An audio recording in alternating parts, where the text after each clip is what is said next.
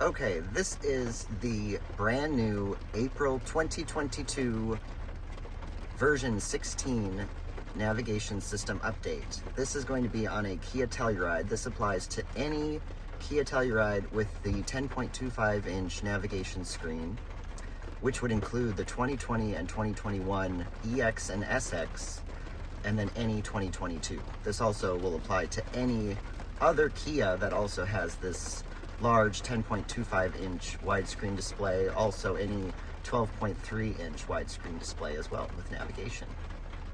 So I'm just going to show you a couple of the differences, changes with the new update. We'll start with everyone's favorite home screen, which is what you're looking at right now, and it just is going to show you the day, the date.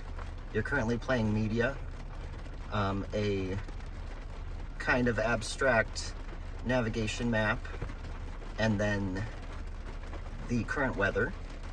This is the way it's been. This is now the fourth update with this home screen. It took away everyone's beloved 3-tile home screen about 18 months ago, but looks like this is what we're gonna have for now, so get used to it. So I'm gonna show you a couple of the main changes. One of the biggest ones is the radio interface. If you go into that, you can notice, first of all, that there are no more of the tubes, of the radio tubes. And then the other big thing is you can now customize your preset order. Before you were stuck in a single order. Now you can customize it to however you would like. If you go to your station list, you can see your preset list, and you can see what your current list of presets is. And you can, if you would like, you can reorder them, you can drag them up and down, do whatever you would like, and get them in exactly the correct order for your liking. And then of course, this is what the actual interface will look like. And of course, you can always split screen in things you would like, or you can get rid of it completely.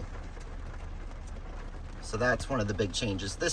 I do not have the SiriusXM subscription, so you can't see that right now, but that will display the station name, the track name. It may provide some album art or station art information. You can find those other places. Let's see, so that's one of the biggest changes. The other really big thing that everyone is going to be excited about is Android Auto. We know that Android Auto has basically been given the shaft on Kia widescreen vehicles for years now, because widescreen has been a thing with Android Auto since 2019. But for years, you've had nothing on this side of the screen. So let's plug in our Android Auto, fire that up.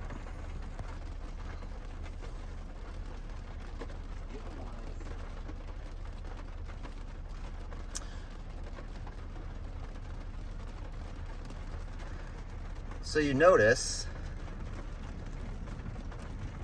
if you do nothing and you had your Android Auto set up appropriately before, this is what you're going to look like, or look at. This is basically what you've always seen, which is Android Auto taking up 2/3 of the screen, and then the other half is the other third is the Kia interface.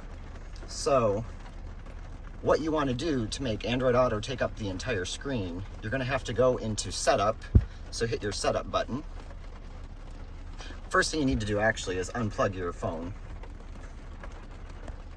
I should say that. Unplug the phone, then go into Setup, Device Connections, and then to Phone Projection Settings, Android Auto. Now you need to make sure that Use Split Screen at the Android Auto screen is unchecked. That will allow you to have Android Auto use the entire screen. So now if we replug our phone,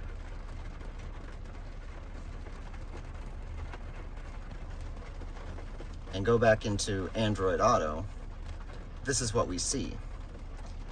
Now you may also be confused. A lot of people are learning in the last few days that this is what Android Auto's widescreen interface is. It will always have two different applications. It will have a main application and then it will have a secondary application. If you're not playing music, this will show just a time or something like that. If you are playing music, it will actually show your music. You can tap into that if you want, and then it will take you to that, and you'll always have the opposing app on the other side. And of course, you can go into your app switcher and try to find any other thing that you want. But notice that this is how the interface is. And there is no setting in Android Auto for that per se. Just if there's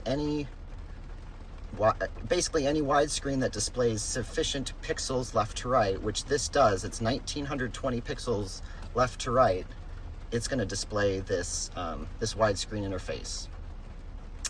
So that has, for some reason, disappointed some people. So there is, fortunately for those people, a minor workaround. It involves going into developer settings on your Android Auto and effectively ruining the resolution.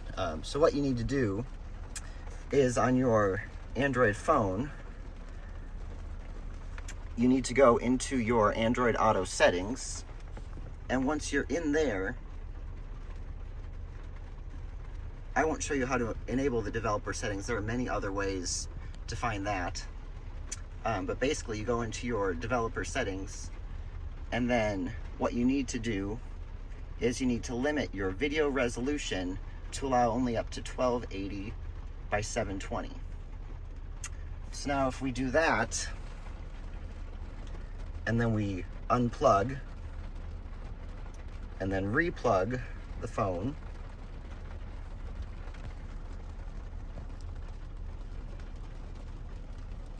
this is now what you'll see. Basically, it has reverted Android Auto to the old interface, just stretched across the entire screen.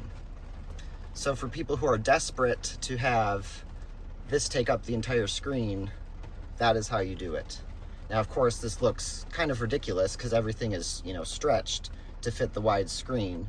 So, you can decide whether or not you like that. And of course, now you have limited your pixel width to 1280 pixels wide on a screen that displays 1920 pixels wide. So you can decide if that is what you're looking for.